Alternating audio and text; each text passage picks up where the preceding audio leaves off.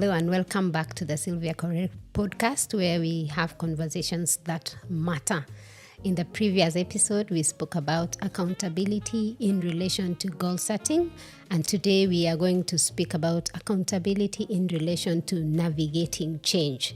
And today I have a friend in the studio. You know her, and she's going to introduce herself. Kez, why don't you go ahead and introduce yourself? Thanks, Sylvia. I really love what we were discussing last time, and thanks for inviting me again today, because it felt like we still wanted to add a little bit more, especially in this time with a lot of changes happening, especially in people's careers. So I'm very excited to be here. My name is Keziah Khalinditsa. I'm a renewable energy specialist, and I look forward to a beautiful discussion today. Awesome. Kez, you and I have been having these conversations offline, so we would discuss the changes that have happened in our lives and even encourage each other on how to navigate. But before we go on with that, let's look at a recap of what we did last time. That is, we talked about goal settings, and we agreed that we set goals that are meaningful and refinable so that they are not so rigid in the case where changes happen. And that is where having the refinability is going to form a major part of the conversation today. So last time we spoke about resolutions, and part of the conversation that we talked about is that most resolutions don't work. What do you think is the major reason why they don't work, Kez? The main reason resolutions don't work, the first thing I can think about is setting goals that are not... there's a framework that Sylvia likes using. I can't remember the exact framework, but setting goals that are not measurable, they are not refinable, they are not achievable, and you're just setting goals for the sake of setting goals. I think that's the first thing that happens when people set resolutions. The other thing is lack of accountability. You need to have accountability, and Absolutely. accountability can be in many ways. You can do your personal accountability where you have your own power within, and you say, when you promise yourself something, you keep that promise yourself. You can also but that's very hard. You need to be very disciplined to do it. Yes. But you can also have an accountability partner, the way I have Sylvia, and we share the goals that we have, and then keep each other accountable on it. And lastly, I would say you can also do accountability publicly. For example, if you have I do on LinkedIn, I just say, I'm starting this challenge and I want to complete it. Just by the fact that I've put it out there, it helps me to be accountable to myself. And accountability just means taking responsibility for the thing that you've said you will do, and you do it. Exactly. Yeah. So last time, yes, we discussed about you've mentioned about a framework I usually like to use. Yes. Yeah. Tell us about that The framework. framework is CLEAR. CLEAR as an acronym, where C means collaborating, and then L is limited in time, or you cannot just put a known time. And then the E part is you need to get emotionally involved, so that if I'm looking at a goal, put it in a visual board, how do I feel when I have set this goal? Yeah. And then the A part is the accountability, of course. And then the R part is being refinable, where we become flexible. And this is the major part of the conversation as we go along. And Kez, there's a quote I'd like to say that resolutions don't work simply because it has a great alibi in the name of procrastination and a contingency plan in the name of excuses. That's very heavy. The big words. Yes, big words. However, it's very true. Yeah, it's actually when you set resolutions and you don't have that accountability, or you are not planning to have an accountability partner on it, you can quickly get into procrastination. Yes. And then you give a lot of excuses for the procrastination that you've done. Of course. And recently I learned something about procrastination. There is postponing something with purpose because you're feeling like your energy is not at par with what you do. And that is where it's not entirely bad to put a pause on what you're planning to do so that you think through and do it again. And of course, that is not the procrastination that many people do. The procrastination is putting it aside and never picking up. Yeah, so there is the part of you taking a break so that you can come back when you have a clear mind for you to progress. Now, Kez, talking about our goals being flexible, how do we navigate change? Because obviously we have set our goals. We are clear on what we are doing. We have an accountability partner. But then it gets messy in the middle. How do we bring ourselves back to on course? Or rather, how do we handle the situation as it happens when change does happen? First of all, when I look at change, change can happen in so many things. Change can happen in your career and work. It can happen in your financial status. It can happen in your relationships, how you relate with people. You can relocate to a new country and change is happening. Your health can really change from very healthy to maybe now having to use support or people supporting you. So there are different kinds of changes that we face as humans in our life. But I think the one we're speaking right now, because we are talking about being accountable to each other, is mainly on the one I want to focus on today, is mainly on the career and work changes. Yes. And in the career space and in your workspace, the changes that could happen include job loss. Yes. And job loss can be in many forms. For example, myself, I've gone through, I don't want to use the word retrenchment. Redundancy would be the word. Yes. I've gone through redundancy twice in a very short span. I've also changed jobs myself. Like you resign somewhere and you go to the next place. So that's also a change. Yes. Change can also come in when you are in position A and now you're promoted, you become a leader, and maybe you've never led someone before. That's a big change. Yes. And if you don't have leadership tools and skills, then it can really work a number on you. I'm also looking at change in terms of now the management of maybe the company you're working for or the business you have. Maybe you had a business partner and now you have to change. That also is a very big shift in the way you will be working or in the career space that you're in. So those are very many forms of change within the career space. I can think of so many others, but those are the key ones that people face, where you're losing a job or you're changing the role or management is also changing. So you have to adapt to new leaders. Yes. The new leaders have to adapt to people they found here. And some are very resistant to change. How do you navigate such things? So, those are the changes that I'm thinking about. In terms of navigating changes. Yes. So, navigating changes or transitions. Why are we navigating first? I think we are navigating because change is very unpredictable, and sometimes it just finds you in your comfort zone. Absolutely. And when you're used to something, when you're used to a certain way of things operating, Yes. And then a change happens, sometimes it can get you off guard. That's why we are talking about how do we navigate these changes, these transitions. I'll give you a chance to go first. Tell me. Awesome. Yeah. So let's unpack navigating leadership change. Yeah. Yeah, you are this person who is accustomed to working with a particular leader, and then a new leader has come. So you ought to learn their leadership style and mirror what they'd like for you to have a work a good work relationship. Yeah.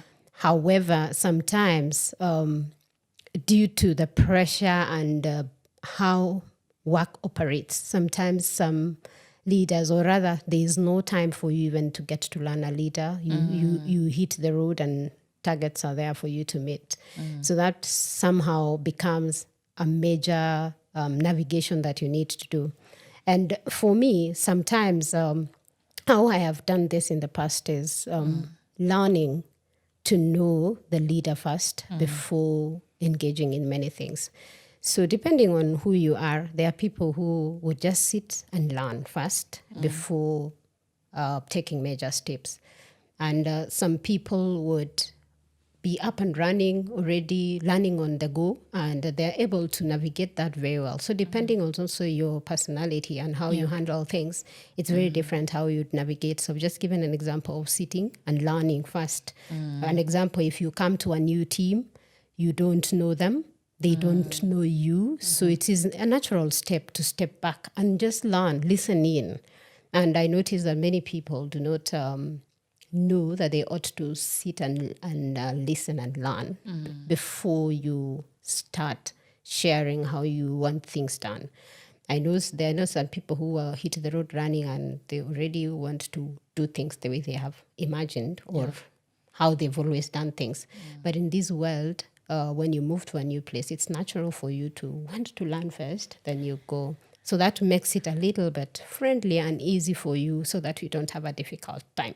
But that's so ideal. I don't know what you think on that. I actually wanted to ask, in this situation, the leader has come, a new leader has come. They found an existing team. Yeah. You are part of that team. And this leader is the type that just comes and hits the ground running because they have great ideas and they want everyone to follow these ideas. You as the person on the team, how do you navigate such a leader? What happens? But you don't have to answer it right now. I think I'm putting you too much on the spot because I think something close to that has happened to you. I don't want to put you so much on the spot. I'll talk a little bit on job loss. Yep. I've gone through redundancy twice, and I've gone through resigning by myself twice, by choice, twice. But in both cases, the changes were unpredictable because it was usually after 2 years somewhere, you're used to a certain way of running things. I don't know why people invented so many different things to do the same jobs. For example, you'll be working in one company, they're using Microsoft suits for their daily things. And then you go to another company, they're using Google. So you have to also adjust to the daily way of using things. But that's not the change or transition that I'm talking about. For me, I look at how do I navigate this change. There are 3 main ways that people navigate change. There's those who take flights. There are those who fight, and there are those who freeze. My natural state, can you guess? Guess my natural state. My natural, I like doing a self-awareness test on myself so that I just understand how do I behave when certain things happen. My natural one that I quickly go to is flight. I always run away from problems. Same here. I run away from change. If this change is not working for me, I'll just nope, I'm not doing it. But I've learned it's because the change is bringing fear, anxiety in me. It is causing a lot of self-doubt, especially when I have to learn a new skill or a new team member. You just face someone, and by the judgment you're looking at their face, they just look like a difficult person to deal with. It creates that self-doubt inside me, and then what happens is I get frustrated. So when I get frustrated, to get myself out of that, I just take a flight. I am out. Someone else can deal with this problem. Of course, because I have learned that, now I have started approaching it differently and say maybe instead of taking flight, what can be done? Can I involve someone who will help me to navigate this? Can I, what can I do? And I know we will tackle that on what to do absolutely. when you're now navigating these changes. But I just wanted to say one thing that I've learned recently in a leadership program that I'm currently doing. There's a topic we discussed, and it was called neuroplasticity and change. Yes. I think it was a growth mindset class where change will always happen. You have to know that change will always happen. Absolutely. Whether you predict it or not, whether you want it or not, change will always happen. But one thing you need to know is that our brain has the capacity to expand and take change. Absolutely. The immediate reaction to change that people have is that fear, anxiety that I've described, and you tend to think my brain has reached its capacity, now I can't take any more.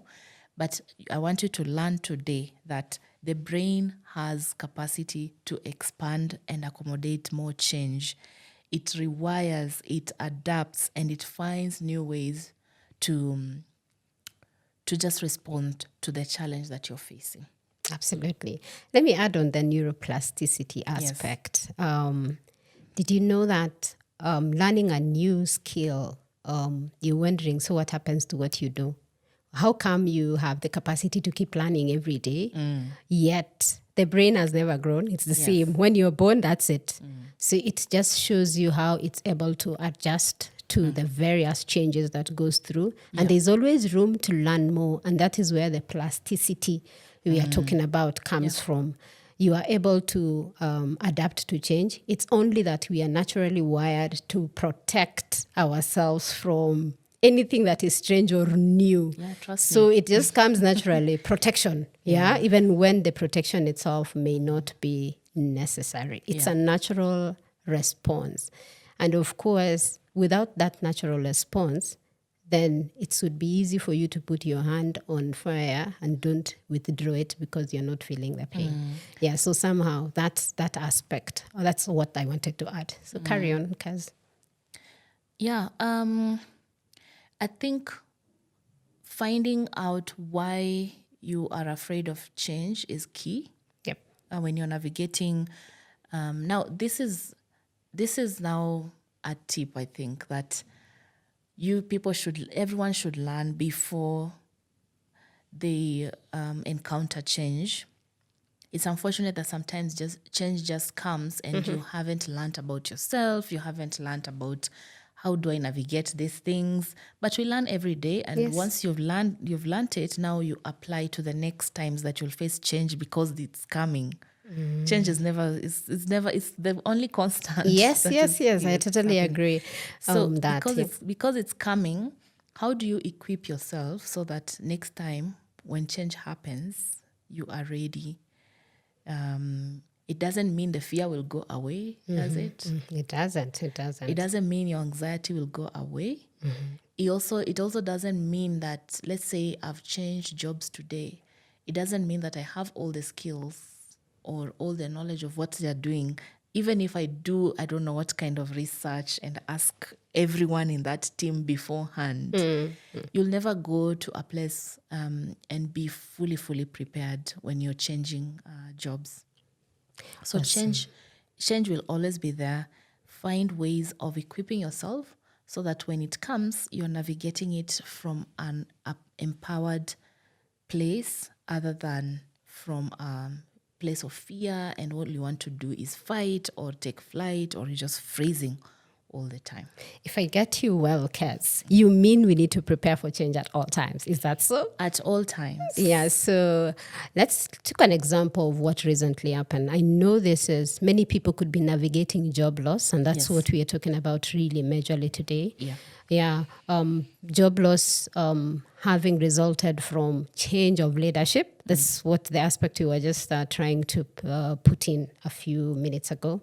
Leadership has changed. They have felt that this strategy is not working, so another strategy has come, and this strategy is affecting people. So in this case, there is a lot of unforeseen. I don't know whether the current job loss that we're experiencing, not Kenya only, globally, how well do we prepare for such? Because in my view, that is a huge magnitude. And sometimes, in as much as when you are in employment, it's possible for you to think anything can happen. However, we still live in the hope that things work well for us. How do we plan for this, to navigate this change? How do you plan for change? Yes. I think I have said that some change is unpredictable. Yeah. And you can't plan. You can't plan. Awesome. I think we need to, especially I'm talking to myself right now, I need to let go of the need to be in control of everything. Because sometimes you want to prepare, you want to know how to navigate change, and the change that will come is not what you've prepared for. Or sometimes it's just unpredictable because of the time aspect. Okay. So we have to know that some change is unpredictable, and therefore you can't really plan for change, or you can't really be prepared for the change itself. Yes. But what you can do is you can prepare on how to navigate it once it has come. As a person, as a in your person, capacity, yeah? Yes, as a person. Yeah. So that in case this change happens, I will not drown into depression because I've lost a job. Awesome. I will not turn into, I don't know what kind of a creature because I have lost a job. Yeah, yeah. You need to be in a position to take the power back, know that you are not in control in this situation, but what can I do next? I think we were having a conversation with you in the morning where we were talking about, we tend to sometimes focus so much on the job loss or the door that is closed, Yes. instead of living in the now Yes. and planning for tomorrow. Yes. So once that change has happened, that's what you're supposed to do. But let's say the change was predictable. Some might argue the leadership change you're talking about was a bit predictable because of what the leaders' manifesto was. Yeah. What do you do in a situation where you feel the change is predictable? I'll give my personal example. I was foreseeing that change or job loss coming. So there are many things that I did, but the key one that I want to talk about is, one is to just polish my skills and know where my skills, where the gaps are in terms of where I want to go. So I was like, if this ends, this is the direction I'd like to go, but I like 1, 2, 3. How do I fill in this gap of the skills? That's the first thing I did. The second thing, and I'm still filling in the gaps. I'm talking to people in the industry. I'm networking and really creating those relationships and learning from people. But the key thing that I did also was to set aside some money, because financing, if you add issues of not having finances in terms of change, that's how people can easily get into depression. Yes. Because you have bills, you have a life that needs to go on, and now abruptly you don't have a regular income. So you must create what I call an abundance fund. Beautiful. That whenever a change like this happens, you can be rested knowing you have your bills sorted for the time being as you navigate the change until you get to the point where you're now comfortable, or you've now gotten something else to do, or there's a business now that is working for you, or generally your income has been restored. So those are the two main things that I'll talk about. But the one that I want us to talk about with you, Sylvia, and you can take lead on that, is having support. Yes. Because you can have the financial muscle, you can have the skills, you can do all those things. Yes. But if you don't have the right support, navigating change can be harsh, can be difficult. And The support I'm talking about, Sylvia, because sometimes people get it wrong. Yes. And then they start forming support groups, and then they start, I will just call it a pity party. And then they start, discussing about how the leaders has changed and whatever. But I think the support that I'm talking about is positive support that will fuel positive emotions, positive change, positive.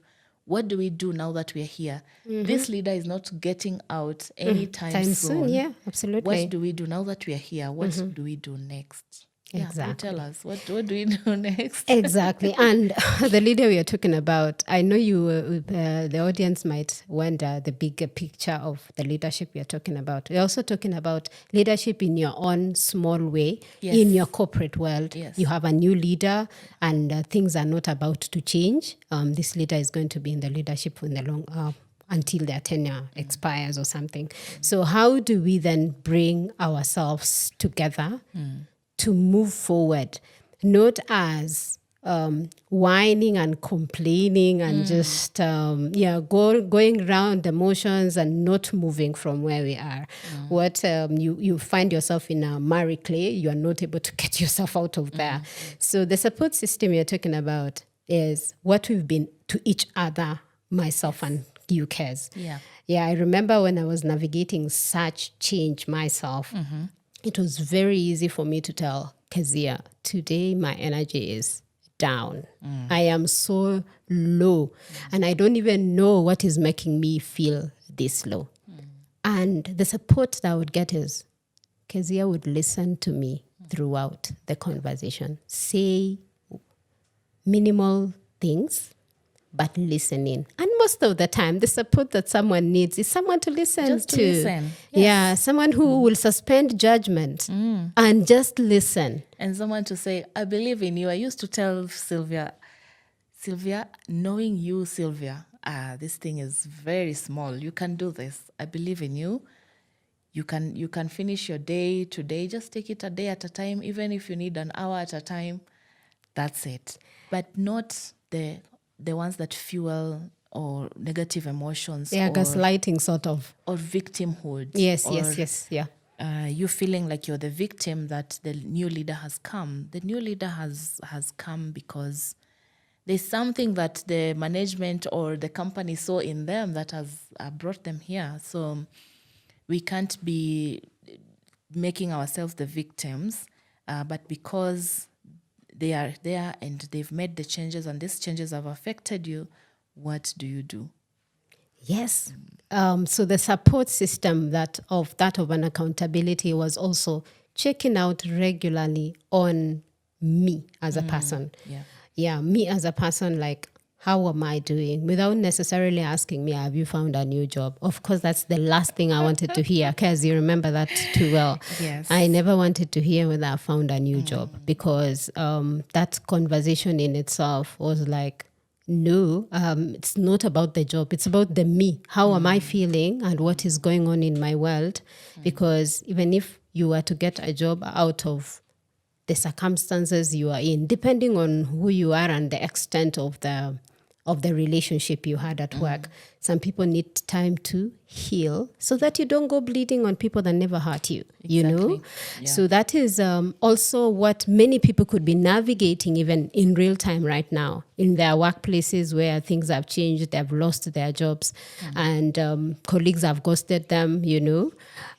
So what do? Do you have another support system? So please, do not become a relationship skinny. Make sure you build relationship outside work, because that is the other support that you would get. An example, if I did not have an accountability partner like you, Kez, I'm sure it would have been difficult because other people there, former colleagues, would be wondering, okay, I'm calling Sylvia, what am I telling her? What will we talk about? So naturally they would take a step back and not want to continue the conversation. Or start forwarding you job links. Absolutely. That's absolutely. Job links, you're like, okay, I think I needed my well-being taken care of, not really a job. Yes. Yeah, because the job loss can can affect you in various aspects. It's not only the financial aspect. Maybe someone is not even struggling with financial aspects. So I must say that the relationship we had, Kez, nothing changed because I was out of employment. Yeah. We continued like everything is normal as it were. Exactly. And this is where the accountability has built.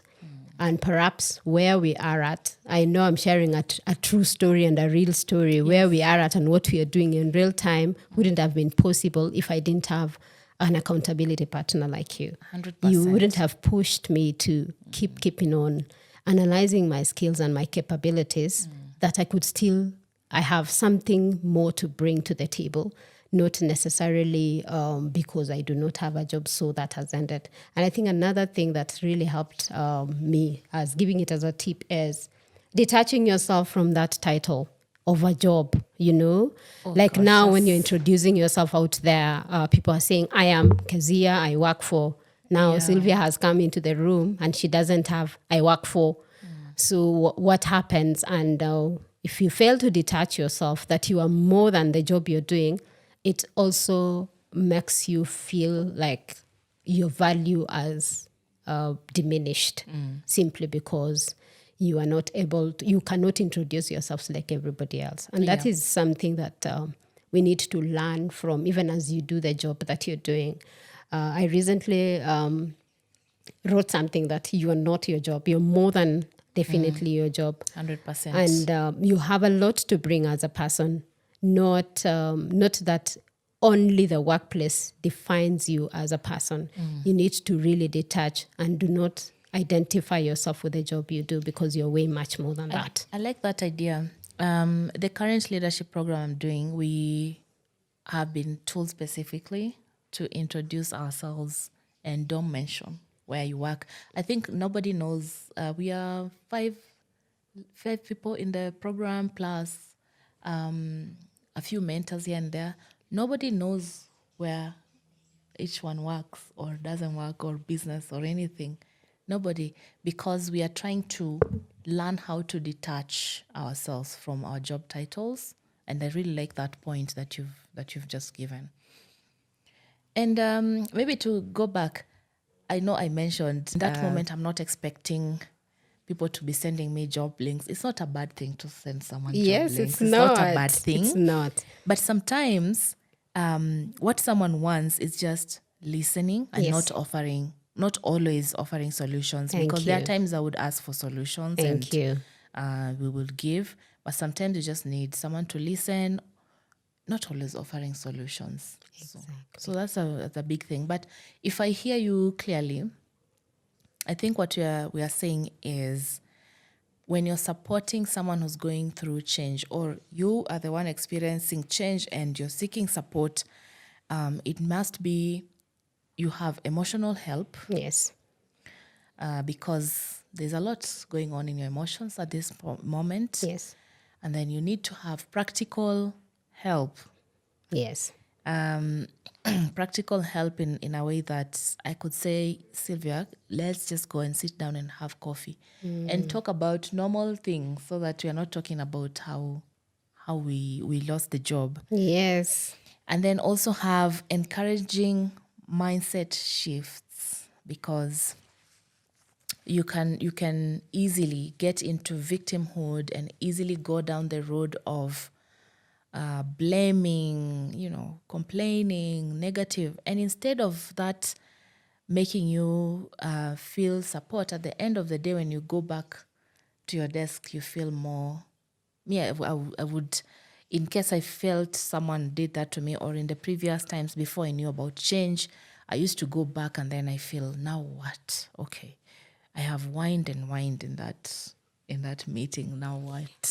Yeah. So we have to encourage each other to have mindset shift. Like I said, our brain has the capacity to expand and accommodate the changes that are happening. If you don't have the tools, find out how to navigate that change. I think also, Kaz, it's okay to seek help. Yes. If you do not have an accountability partner, it is also okay to seek therapy. And Kaz, I remember telling you recently that therapy is not for the weak. it's actually for the strong more. Yes. In fact, the stronger you feel, the more you need therapy, because it's possible for you to shut down your emotions and feel, I'm stronger, I can handle this. But it's true that in psychology, we need to feel to heal, because if you bottle up your emotions, it will get a point where you just crumble down. And it might come much later, and not necessarily when you're navigating the change. It might come much more later because you did not process Yeah. your emotions. So it is okay to feel the way you feel. However, don't hang in there. Don't overstay there. And I remember, Kez, you and I discussing that we are very different. It takes, it can take Sylvia 1 week. It can take 6 months. Please unpack that.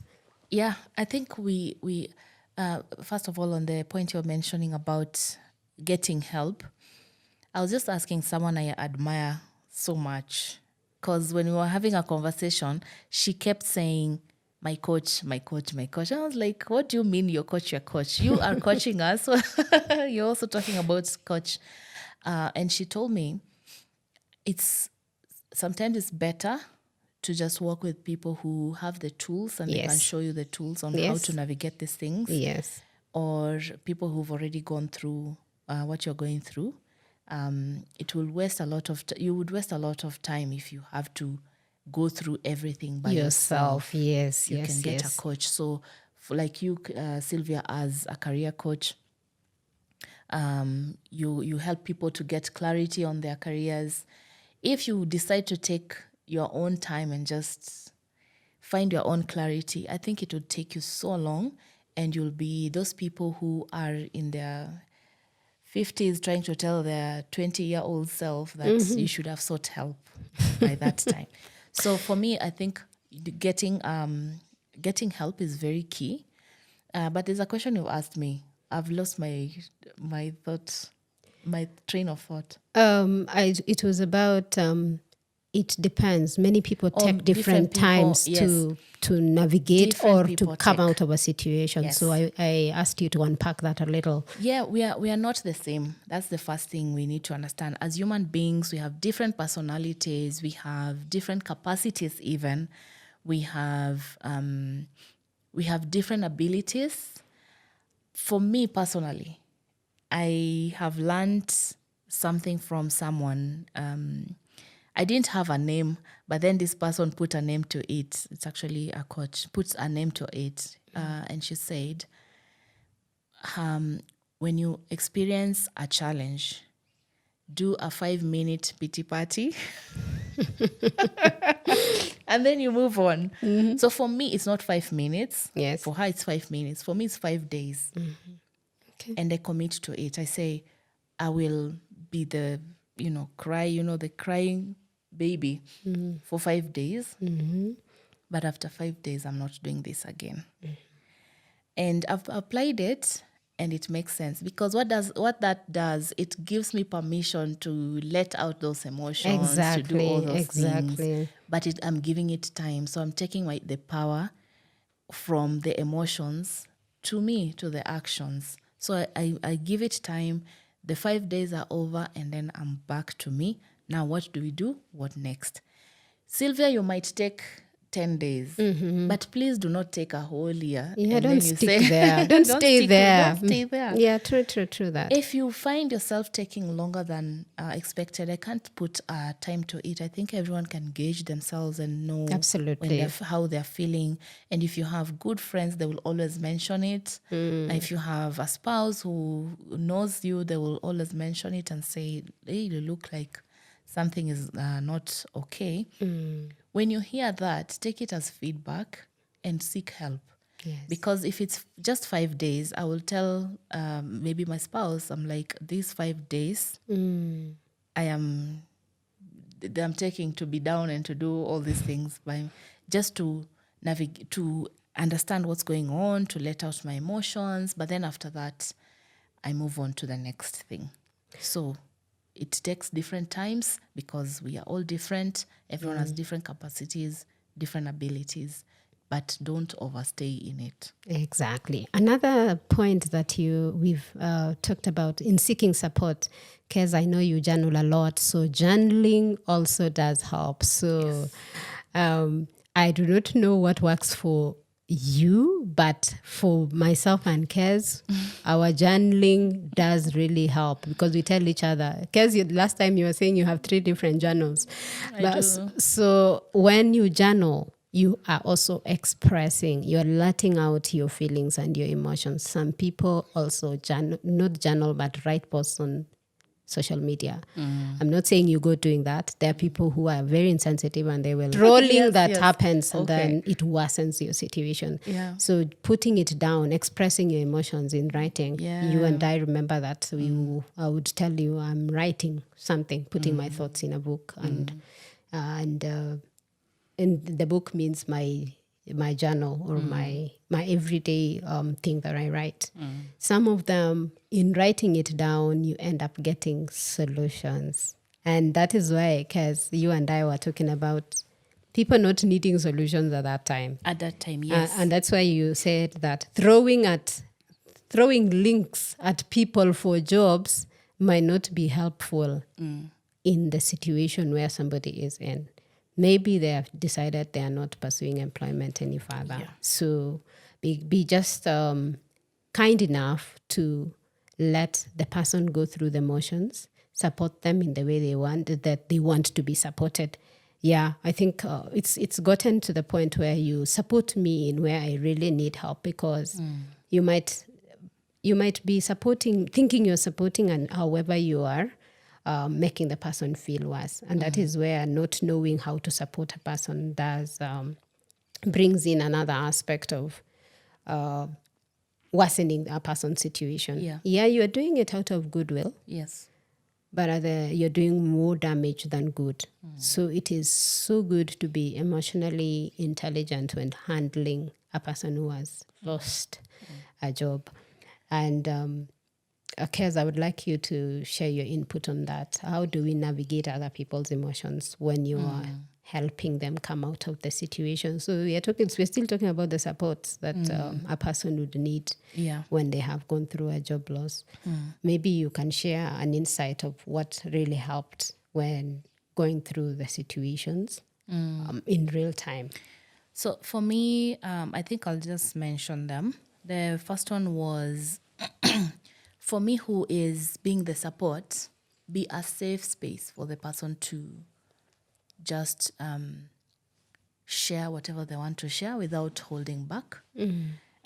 Because once they share, it also helps them to, deal with their emotions. So be a safe space, the person who's offering support. Yes.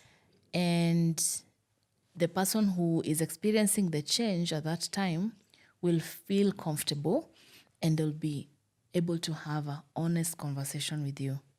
Yeah, so be a safe space for people. The other thing is, when I say safe space, I actually mean be empathetic. Do not tell them, in kitu kidogo. Thank you for mentioning this is so small. This is so small. Yeah, you don't minimize a person's feelings. Their problem. Yes, true that. Yeah, so that means when you're being a safe space, they can also share things that they feel might be personal to them. Yeah. But it's career things, Some things you just need someone to speak to. So be a safe space. That's what I would say. I think that's the main thing that comes to me. When I was talking to you, I felt this environment is safe, and therefore I was able to have honest conversation. I was able to be very authentic. I was candid, and I know at some point you and I were talking about business and what have you, but I just came to you and told you, look, yes, I know I am planning this, but for now, I want to continue looking for a job. And you supported me through that. And when I was looking for the jobs, we call it job shopping. Yes, job shopping, not job search.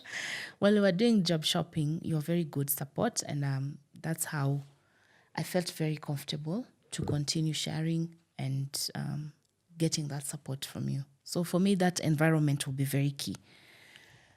Another thing? Yes. Another thing, Kez, is let's say a person is deciding to look for a job, yes?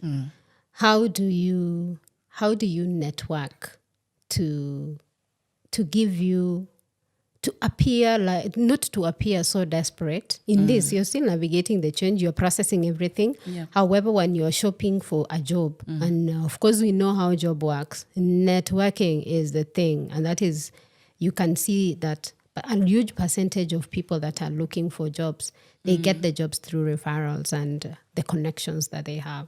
How do you present yourself as when you're pitching for a job after a loss without appearing desperate? Yes, kindly unpack that for us. I've learned to look at life not as black and white. Now I'm looking at it as grays. So it's a space where I think for different levels of career, in terms of number of years of experience, Yes. there's a certain stage in your life where anything that comes, you just throw yourself to it and you apply, because what you're looking for is you have time, but you don't have the skills, and you don't have a lot of demands in terms of finances or something like that. So you don't really mind anything that comes your way. These are mostly entry-level people. Yeah. And then there's this other level where you're now in the mid-career. You have like 5 years experience all the way to 10, 15 years experience. There's a certain skill you have gained in the marketplace. And while you're job shopping, you want to specifically apply in that direction. Or if you're changing, you have a specific reason why you're changing the skill set that you have. You have seen this for like 5 years, so you know why you are changing. And you also know, I think at 5 years experience and above, you should know the type of environments, the type of businesses, the type of job places that you would want to be. You don't have the exact image and then you pinpoint. I think some of these things you'll connect them later, but you have like an idea of where you'd love to go. Yeah. That helps when you're searching for, when you're job shopping, so that you don't just apply to anything. It comes out as someone who is desperate for a job, especially if you've been already in the market 5 years and above. You already know the direction you want to go. So you try and not stick to that direction, but try and go towards that direction, so that I'm trying to avoid black and white situation here, Sylvia. Yeah. So, yeah, you seem like you want to ask something. Yeah, I wanted to add on the thing that you've just mentioned. Yeah. You have clarity on where you want to go. So that means you're not just throwing in applications. No, you don't just throw in applications. And then even when it comes to networking, you're not networking just with randomly, person. You are not. And then also when you're speaking to the potential person, how do you package yourself? I think that's the part that I really wanted you to unpack. So when you're speaking to the potential person, yes, first there are two ways. For me, I use LinkedIn a lot. There are people who have titles called hiring, or that titles that say hiring or recruiter. Yeah. When I reach out to them, I do my own research, find out about the role, and then when I am engaging them, I'm not just randomly telling them I'm looking for a job. Yes. I was in an event over the weekend and I was so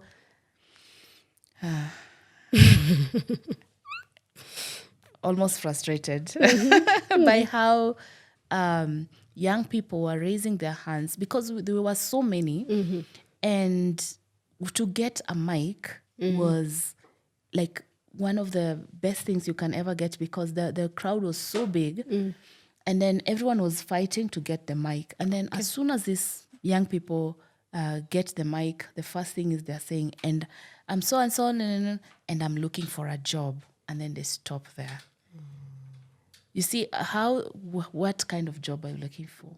Where is your ideal working station? Who do you, like, the statement was just flat. And it now, even if I had a role, I don't think I would give such a person, because it doesn't look like they know what they are looking for. They just want any job. So do you mean if I give you a job to wash my dishes, will you come?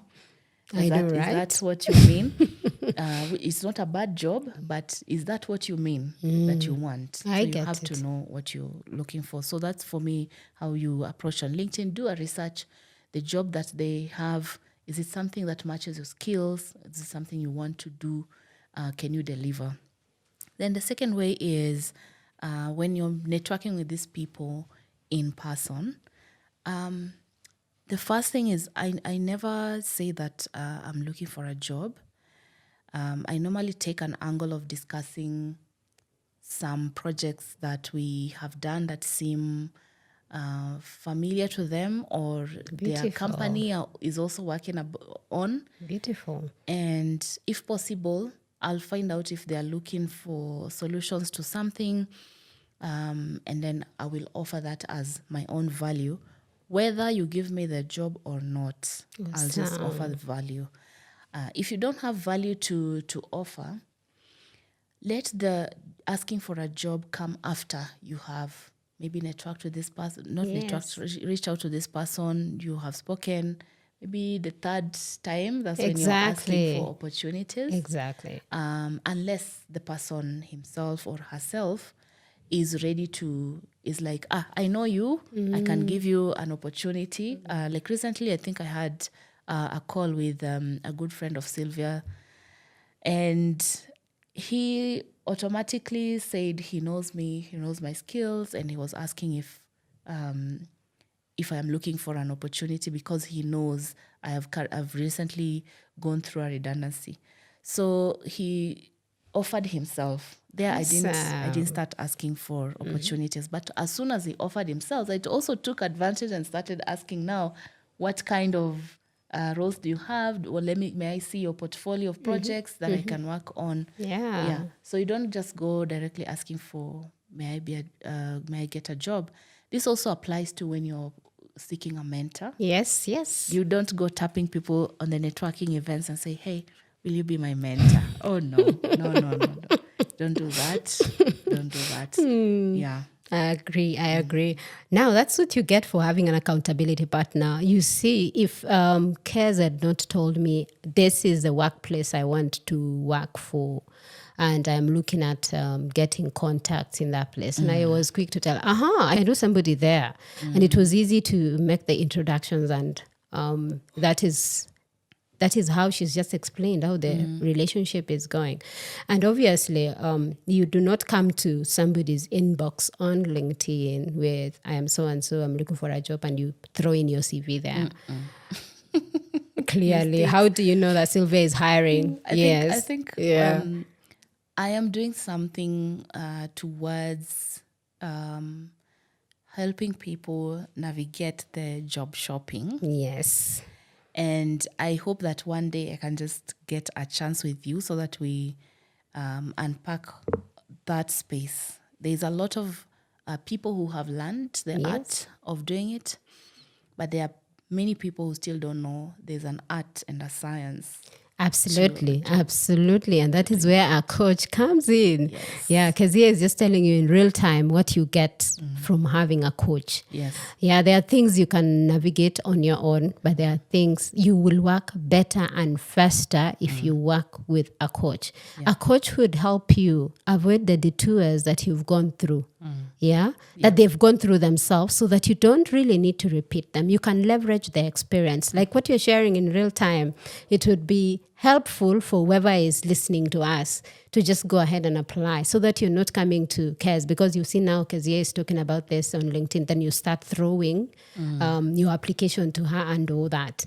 She would be able to guide you. And the beauty part of leveraging LinkedIn, people are not mean in sharing information.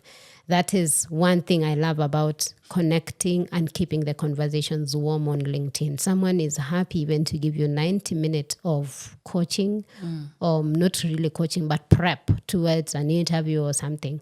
Like recently, I handled a client who was not really necessarily ready to come to sign up for the program. Okay. But just by virtue of asking them what support they needed, again, offering support by uncovering their need, not just you creating things. It's one of the things I learned in design thinking is that uncovering the needs of the customer and then crafting or designing something towards meeting the client's needs, so that you are problem solving, not throwing things at the client. So this person, 90 minutes was enough for them to become bold to applying a job.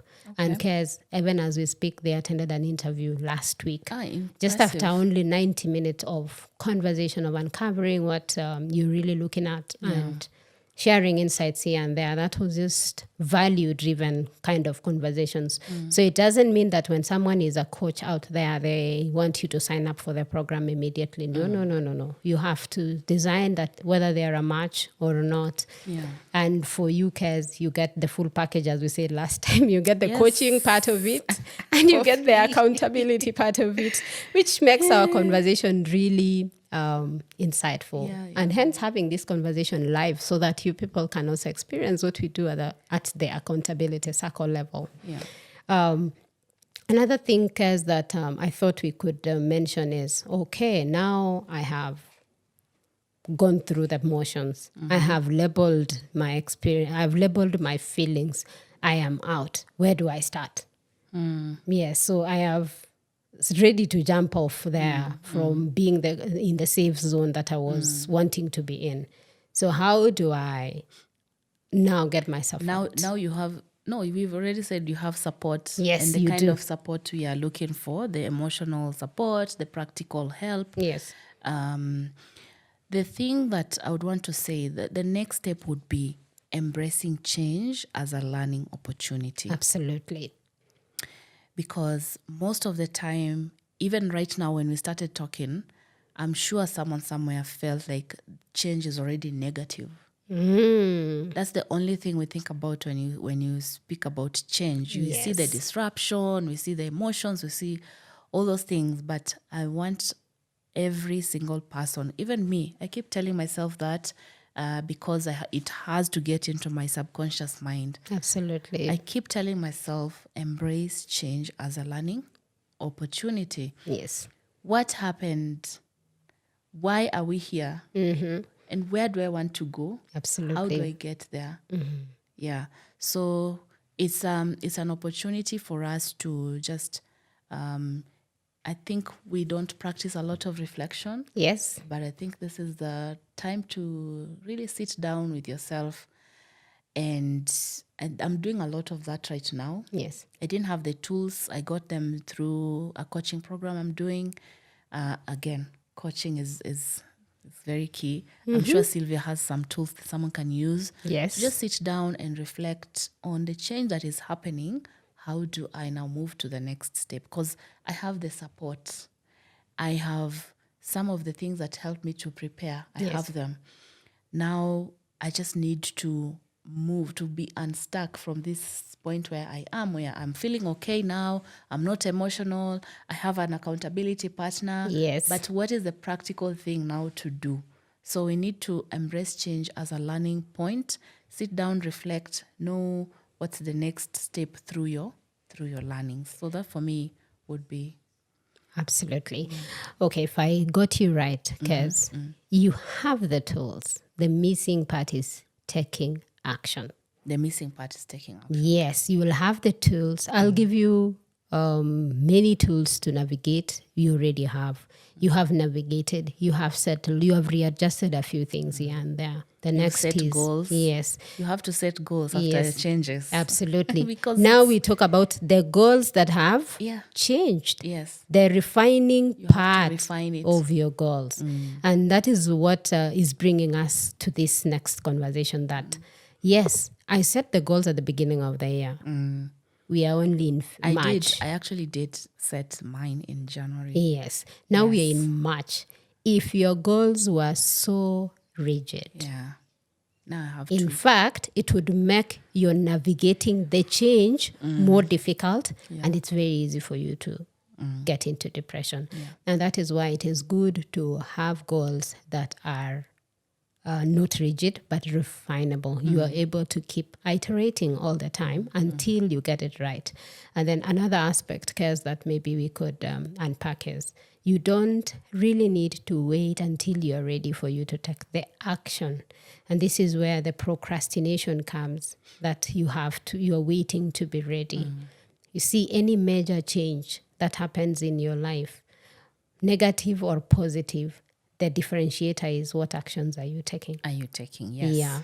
So if my action number one would be reaching out, the how Keziah has already shared, reaching out. But it is up to me to pick that call and call someone who you have been talking to in the past, but you have not fully expressed what you're going through and what you're looking at. Yeah. So if Kez doesn't call me and says, Sylvia, I'm going through this, then it becomes difficult. So the action part, you could be having a very good support system, but if you're not utilizing it, then it becomes difficult. So the other aspect that maybe we can talk about is, all right, so we have gotten the support and you've talked about how we've handled it in our perspective. Yeah. So how do we then support colleagues? What is the one thing that you wish your former colleagues would have done to you in the past that would have helped you navigate the job loss better? Please don't call me and ask me if I found another job. Why is that, Kez? Why don't you want to hear that? I think maybe I could be in a position where I just want to, and maybe someone else is okay being called. Yeah. Let me not put everyone in my box. Yeah. For me, I think I would prefer to first deal with the bigger things, which are what emotions am I going through? Do I want a job or do I want to start another transition altogether? We can talk about general things. Yes. We can discuss what is happening, general things. And then after that, if I'm in a position to now seek your approval or information on jobs, on what is available, then we can have that conversation. But what I would have preferred a colleague to do for me is, first of all, just let us maintain the relationship that we had. I have very specific people that I keep friendships with at work. Most of the time, I prefer my friendships to be outside work, just for the fact that I want to maintain everything as professional as possible. I'm a very structured person by the way I operate, so I don't want friendship emotions to also come in my work. So yes. I try to maintain as few people as possible within the workspace as friendships.